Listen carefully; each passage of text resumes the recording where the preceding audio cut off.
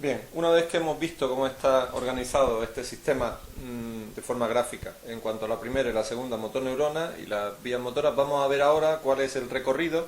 de la vía piramidal y por lo tanto a qué consecuencias puede dar lugar cualquier alteración que se produzca a lo largo de ese recorrido. Bien, empezamos recordando lo que hemos visto previamente, y es que las motoneuronas están en el área 4 y área 6 de Brodmann a lo largo de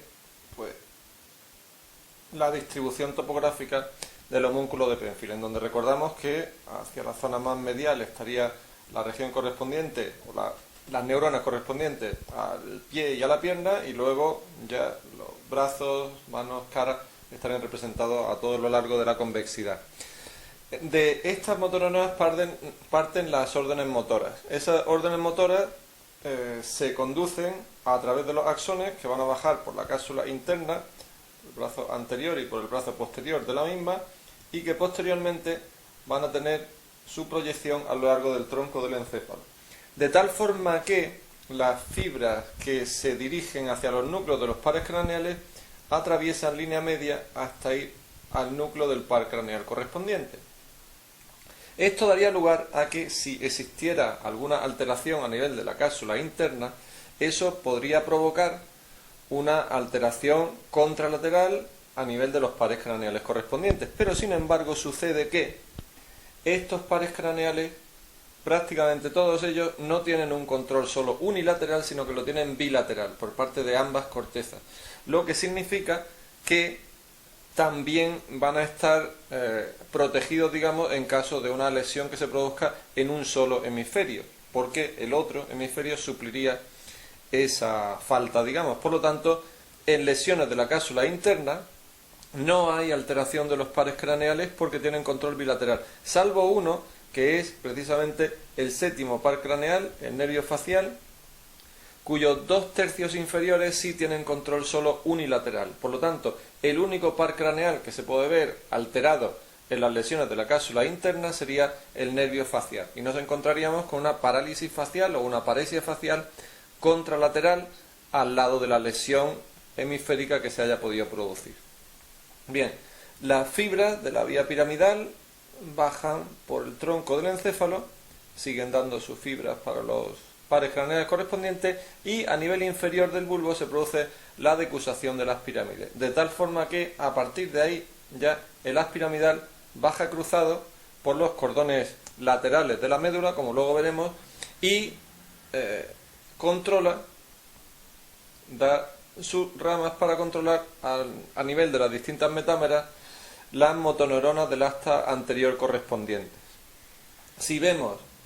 en la siguiente imagen, ya ahí sí que localizamos cómo viene la vía piramidal. El haz córtico espinal cruzado realmente es el que nos interesa, que sería este que está localizado por aquí, ¿vale? Y en ese haz córtico espinal cruzado tenemos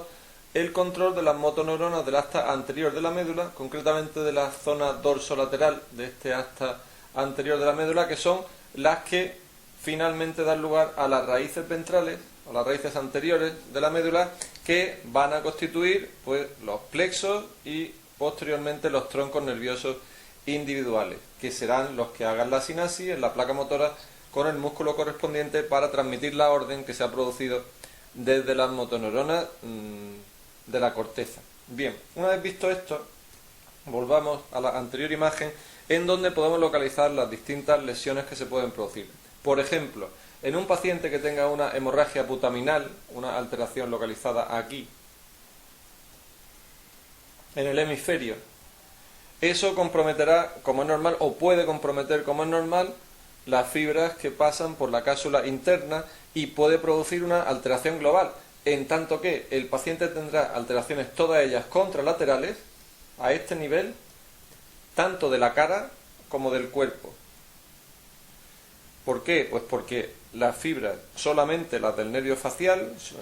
solamente el núcleo, los 2/3 inferiores del nervio facial son los que se quedan sin control superior, se quedan sin control voluntario, y por lo tanto tienen parálisis. Como las fibras cruzan la línea media, sería una parálisis contralateral. E igualmente el hemicuerpo, brazo y pierna contralaterales, son los que se van a ver afectados porque a nivel del bulbo ya sabéis que se produce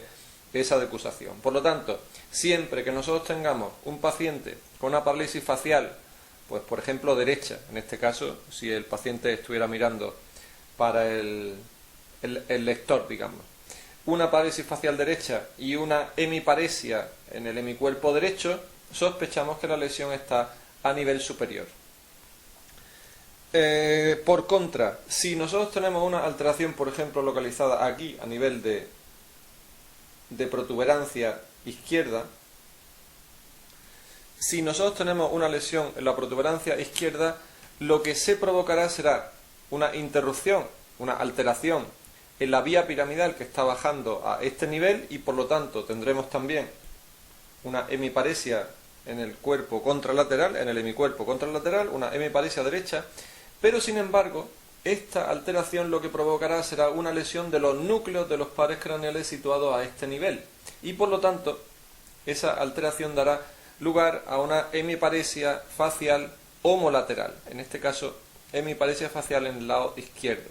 Por lo tanto tendríamos un síndrome cruzado que también se produce en cuanto a las alteraciones sensitivas, que ya veremos más adelante.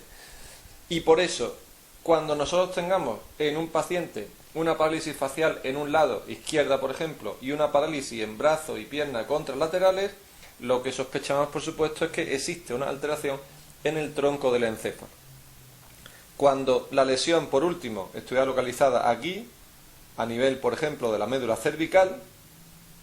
en este caso la alteración, por supuesto, no afectaría nunca a los pares craneales y no tendría nada que ver con la cara, sino que simplemente provocaría una parálisis en el hemicuerpo del mismo lado, en el hemicuerpo homolateral. Si fuera una lesión, por ejemplo, cervical derecha, se provocaría una interrupción de la vía piramidal que desconectaría, por decirlo así, a todas las motoneuronas anteriores desde ese nivel hacia abajo. Y por lo tanto, si es lo suficientemente alta esta lesión cervical, a nivel por ejemplo C4, a nivel por ejemplo C3, esa lesión cervical provocaría una hemiparesia en el brazo y la pierna derecha. Todas estas parálisis que estamos comentando, por supuesto, como son a nivel de primera motoneurona, tanto de las motoneuronas corticales del área 4 y 6 como de la vía piramidal, todas ellas serían parálisis de primera motoneurona, por lo tanto serían parálisis con espasticidad y con hiperreflexia, que se ve, por ejemplo, que se puede explorar con el reflejo de Babinski. Una última diferenciación a nivel motor en cuanto a lo que nos interesa ahora es que si, por ejemplo, nosotros tenemos un paciente con un accidente de la cerebral anterior que afecta principalmente a esta zona medial, el paciente tendrá seguramente de forma más probable una monoparesia de predominio crural en la pierna contralateral. Porque a este nivel, en el homúnculo de Penfield, las motoneuronas se encargan fundamentalmente de la pierna y el pie. Sin embargo, en las lesiones de la cerebral media, que afectarían esta parte de la convexidad y por lo tanto a todas estas motoneuronas, la paresia contralateral que se produce es de predominio faciobraquial, porque la pierna y el pie se suelen tocar algo menos. Pueden estar también algo afectadas, pero siempre estarán menos afectadas. Bien, pues en cuanto a la vía motora piramidal, o sea, las parálisis de primera motoneurona, con eso tenemos suficiente. Con lo que hemos comentado antes, también vemos que una lesión localizada aquí, a nivel, por ejemplo, dorsal, a nivel cervical alto, etcétera, si fuera, vamos a poner cervical alto o cervical medio, se afectarían también las motoneuronas anteriores. Estas motoneuronas del nivel segmentario, vamos a suponer que fuera C5, por ejemplo, C5, C6. Pues la lesión correspondiente consistiría, si hay una alteración de la hemimédula izquierda a nivel C5, C6, consistiría en una interrupción de la vía piramidal y que por lo tanto todos los niveles que hay por debajo se quedarían sin control superior, sin control voluntario cortical, y una lesión metamérica a este nivel, a este mismo nivel C5, C6. Por lo tanto, esta motoneurona, a lo mejor C5, y la siguiente C6, se verían afectadas y por lo tanto, a nivel C5, C6, podríamos tener una parálisis de segunda motoneurona que fuera, por lo tanto, flácida y que fuera, por lo tanto, arreflexiva. Y con esto, más o menos, hemos repasado lo fundamental que hay sobre la vía motora.